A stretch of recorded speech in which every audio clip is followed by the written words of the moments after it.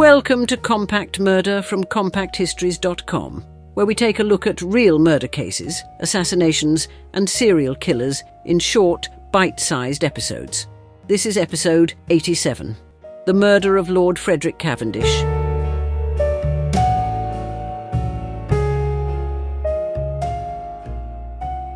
In the spring of 1882, Ireland was tense, angry and politically exhausted. The land war had shaken rural society, pitting tenant farmers, landlords, campaigners and the authorities against one another. Evictions, boycotts, arrests and coercive policing had left deep bitterness across the country.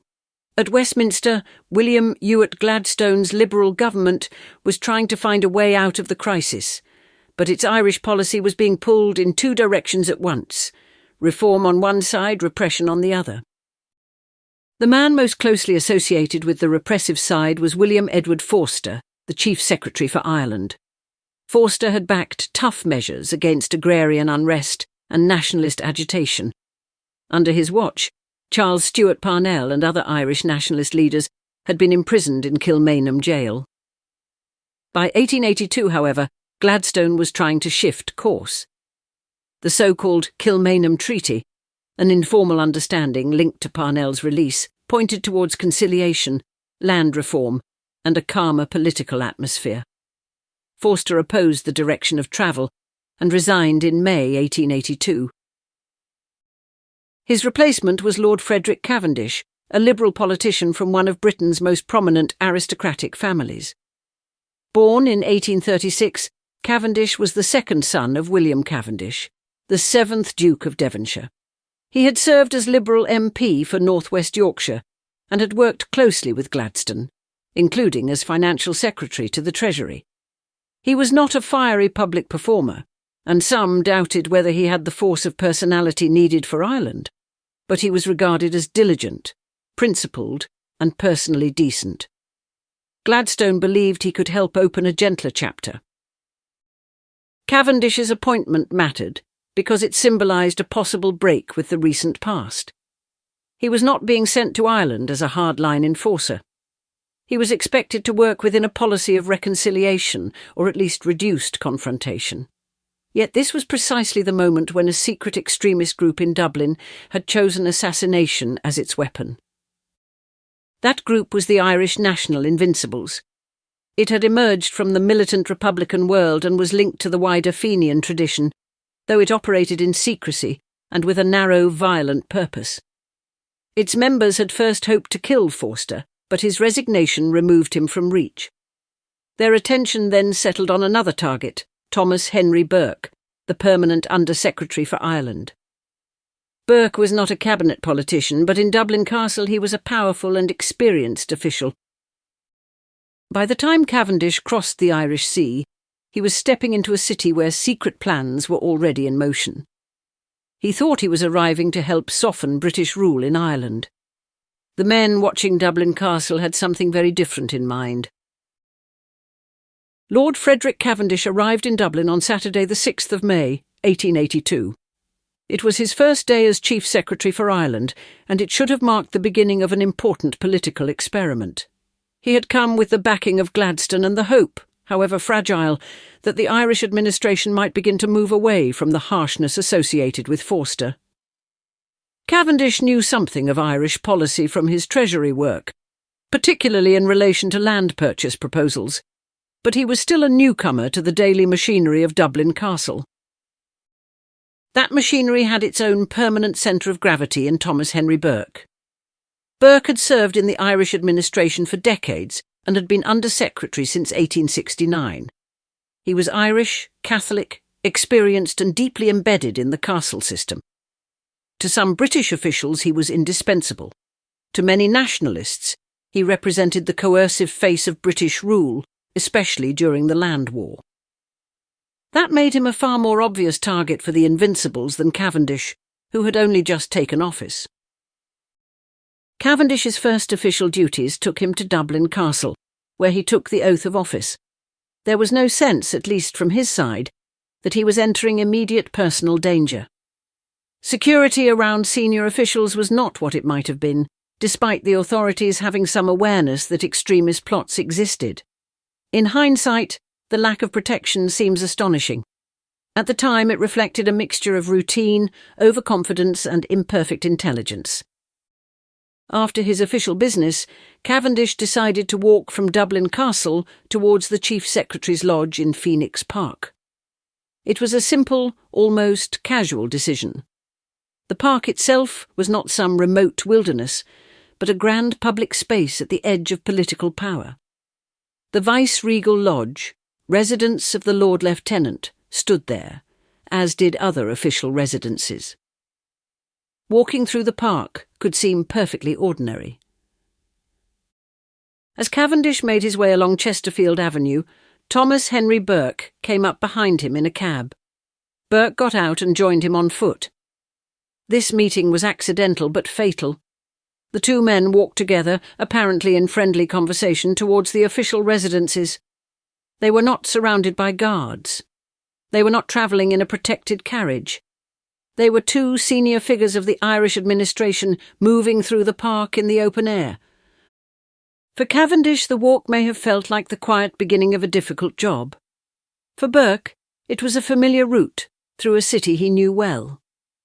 For the men waiting nearby, it was the opportunity they had missed the previous day. The new Chief Secretary had arrived in Ireland only hours earlier, but he had already stepped into the path of a murder plot that had not been designed for him. The Invincibles had not set out to murder Lord Frederick Cavendish. Their intended victim was Thomas Henry Burke. This distinction is central to the story because it turns Cavendish's death into something even more stark. He was not killed because of what he had done in Ireland. He had not yet had time to do anything. He died because he happened to be walking beside the man the assassins had marked for death. Burke's position made him a symbolic and practical target. As permanent Under-Secretary, he was one of the most important officials in the Irish administration. Ministers came and went, but Burke remained. He had worked at the heart of Dublin Castle since the 1840s and had become associated with the policies used to contain unrest during the Land War. To the Invincibles, he was not merely a civil servant. He was a pillar of the system they despised. The conspirators had originally hoped to kill Forster, whose coercive policies had made him hated by militant nationalists. When Forster resigned, they shifted their focus. On the 5th of May 1882, the day before the murders, members of the group waited in Phoenix Park for Burke, but he did not appear in the way they needed. They returned on 6th May, still intent on killing him. Their planning mixed secrecy with a grim practicality. The attackers used knives rather than firearms, partly because guns would make noise and draw immediate attention. A cab was available for escape. Men were placed so they could watch, signal and move quickly. One of the conspirators, James Carey, later became especially infamous because he turned informer. According to later accounts, Carey signalled the approach of Burke and Cavendish before leaving the immediate scene. The setting made the crime even more shocking. Phoenix Park was associated with authority, leisure and public life. It was not a dark alley or a hidden room. The murders happened within sight of the Vice-Regal Lodge, close to the centre of British power in Ireland. The contrast was brutal. Two government figures walking in daylight, and a political assassination carried out almost on the doorstep of the Lord Lieutenant. Cavendish's presence appears to have been a disastrous surprise for the killers. Some accounts suggest they did not know who he was. What mattered to them was that he was with Burke and could identify attackers, or perhaps that he tried to help his colleague. In that moment, he became a second victim. The walk through Phoenix Park therefore became a collision between three stories: Gladstone's attempt at conciliation, Burke's long service in Dublin Castle, and the Invincibles' decision to answer politics with murder. By the end of the evening, all three had been transformed. The attack came suddenly. Burke and Cavendish were walking near the official residences when members of the Invincibles closed in. Joseph Brady struck Burke first, using a long knife. Timothy Kelly was identified as the man who attacked Cavendish. Other conspirators were involved in surrounding, assisting or enabling the killers, while the escape arrangements waited nearby. It was fast, vicious and deliberately quiet. The weapons had been chosen to avoid the noise of gunfire, which might have brought immediate pursuit. Burke was the first to fall. Cavendish, according to the version later memorialised by his supporters, tried to defend or assist him. That act of instinctive intervention may have sealed his fate. He was stabbed as well and left dying in the park he had entered only minutes earlier. The whole attack was over in moments. The killers fled by cab, leaving behind two of the most senior men in the Irish administration. The Lord Lieutenant Earl Spencer was nearby at the Vice-Regal Lodge. News of the attack reached the official residence almost immediately. Doctors were summoned, but there was nothing meaningful to be done. Cavendish and Burke were dead. What had begun as the first day of a new political appointment had become one of the most notorious murders in 19th century Ireland. The shock was immediate because of who the victims were and where the crime had happened. Cavendish was not simply a government minister. He was connected by family and marriage to the highest ranks of British political society. Burke, meanwhile, represented the permanent Irish administration. Killing both men in Phoenix Park turned the murder into an attack on the state itself. Yet the emotional response was not identical in every quarter. Cavendish's murder was widely condemned, including by Irish nationalist leaders. His appointment had been interpreted by many as a sign that Gladstone wanted a less confrontational policy. Burke's death was also officially condemned, but he had been a more controversial figure because of his role in administering coercive policies. Some nationalist statements were noticeably more uneasy or qualified when speaking of Burke.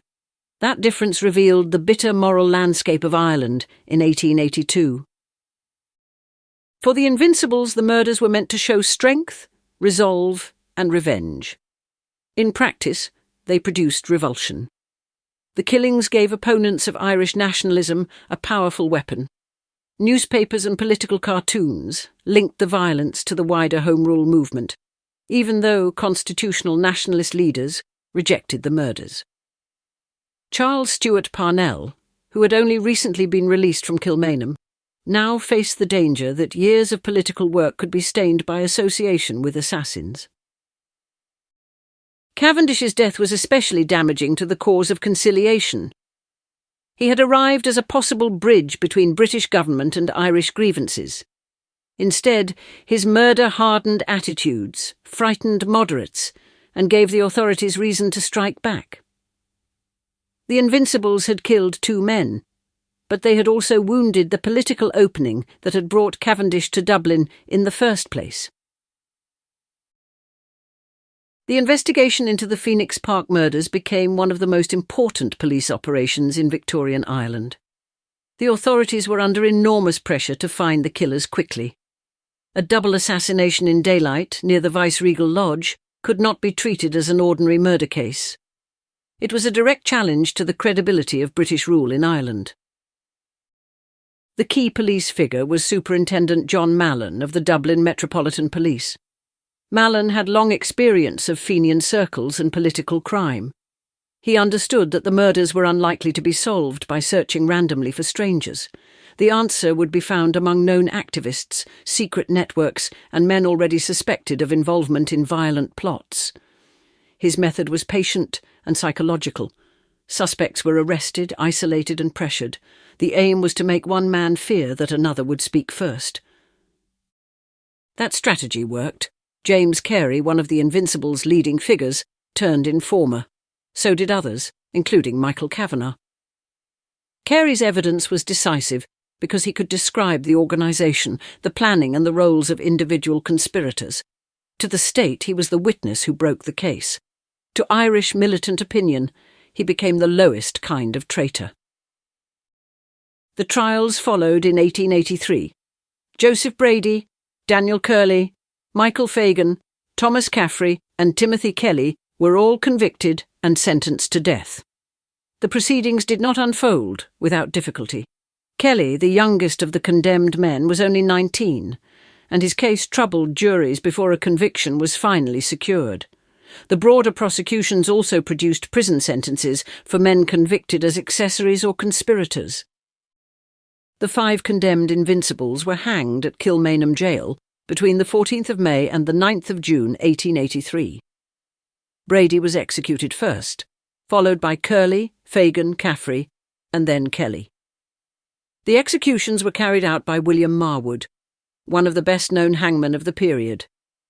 Because of the political sensitivity of the case, security was tight, and reporters were not allowed to witness the executions directly. Carey did not escape the consequences of informing. After giving evidence, he was sent away from Ireland under protection, but his identity became known. In July 1883, while travelling by ship in South African waters, he was shot dead by Patrick O'Donnell. O'Donnell was later tried in England and hanged at Newgate Prison in December 1883. The murder case had produced another murder, followed by another execution. The official investigation succeeded in legal terms. The killers were identified, tried and punished. Yet it did not settle every question. Suspicion lingered over whether more powerful figures had encouraged, financed or protected the Invincibles. Names were whispered, especially that of Patrick Egan, treasurer of the Land League, but firm proof was elusive, and historians have continued to debate the wider connections. The state had broken the murder gang, but the shadow around the crime never entirely disappeared. The murder of Lord Frederick Cavendish did not stop Irish nationalism, but it changed the atmosphere in which Irish politics operated. In one evening, the hope surrounding Gladstone's new policy was poisoned. Cavendish had arrived as the human face of a possible change in direction. His death made conciliation look dangerous, even naive to many in Britain. The government still had to govern Ireland, but it now did so under the pressure of outrage, fear and demands for security. The immediate political damage fell heavily on Charles Stewart Parnell and the constitutional nationalist movement. Parnell had not ordered the murders and condemned them, but his opponents seized the opportunity to connect Irish political agitation with assassination. For critics of Home Rule, Phoenix Park became a warning. Give ground to Irish nationalism, they argued, and violence would follow. It was a powerful claim, even when it blurred the distinction between parliamentary nationalism and secret revolutionary violence. Gladstone and Parnell both had reason to contain the crisis. Gladstone needed to preserve the possibility of reform. Parnell needed to prevent the Irish Parliamentary Party from being dragged into the moral wreckage left by the Invincibles. The two men survived the immediate crisis politically, but the murders remained a weapon that could be used against Home Rule for years. That weapon returned in the late 1880s during the controversy over the Pigott forgeries. The Times published letters that appeared to implicate Parnell in sympathy for the Phoenix Park murders. The letters were later exposed as forgeries by journalist Richard Pigott, and Parnell was vindicated by the Special Commission. Even so, the episode showed how deeply the murders had lodged in British political memory. Years after Cavendish and Burke died, Phoenix Park could still be used to blacken reputations and inflame debate. Cavendish's personal legacy was shaped by grief and symbolism. His funeral, held on the 11th of May 1882, drew enormous crowds, and he was buried at Edensor, near Chatsworth. In Westminster, a memorial window and brass plaque in St Margaret's Church commemorated him as a murdered public servant. The inscription recalled that he died on the day of his arrival in Dublin, in the attempted defence of his colleague Burke. His widow, Lucy Cavendish, responded with remarkable restraint. She remained associated with causes such as education, and Lucy Cavendish College, Cambridge, was later named after her.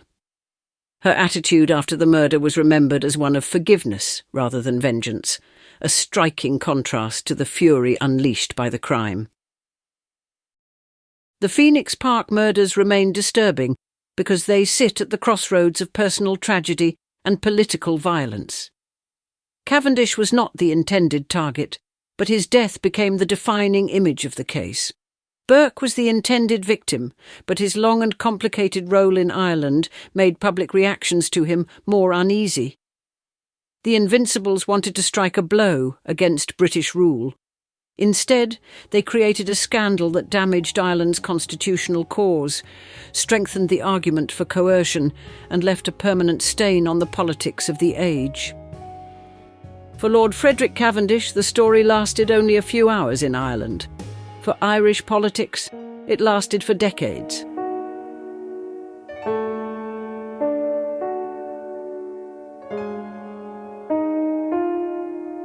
That brings us to the end of this episode of Compact Murder, part of the Compact Histories Network. If you enjoyed it, please follow or subscribe wherever you're listening so you don't miss any future episodes, and consider leaving a rating or review, as it really helps new listeners find the show. You can find more episodes at compactmurder.com, where you can also explore our other podcasts covering biographies, history, disasters, warfare, and mysteries. You can also follow us on Facebook, Instagram, and Pinterest. Finally, please consider supporting the show directly by buying us a coffee. Head on over to compacthistories.com/murdercoffee to see how. Thanks for listening, and I'll see you next time.